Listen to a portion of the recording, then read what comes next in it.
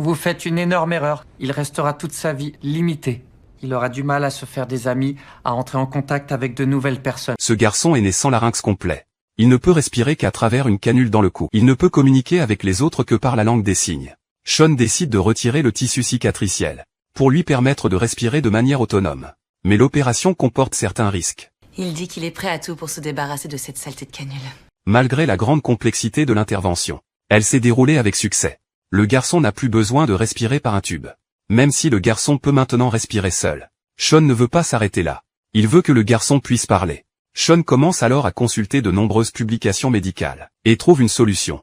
Il annonce immédiatement la bonne nouvelle au docteur Lin. Et rouvrir la trachée qu'on a eu tant de mal à refermer, t'es pas sérieux? On risque de réduire à néant tout le travail qu'on vient de faire. Je crois que ça en vaut la peine. Parce que tu es persuadé que ce gamin est comme toi et qu'il a besoin de parler à voix haute pour qu'on le comprenne. Mais quand il présente le plan aux parents du garçon, ils ne veulent pas que leur enfant prenne un second risque, et refusent sur le champ. Sean dit qu'il a besoin de parler pour s'intégrer parmi les enfants de son âge.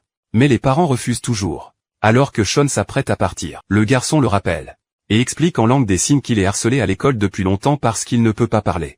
Oh chérie, je suis désolée. Finalement les parents du garçon acceptent l'opération. Sean façonne du cartilage en forme de sifflet pour créer des cordes vocales qu'il implante dans la gorge du garçon. L'implantation des cordes vocales artificielles est réussie. Après l'opération, le garçon émet enfin un son. C'est la plus belle voix que j'ai jamais entendue.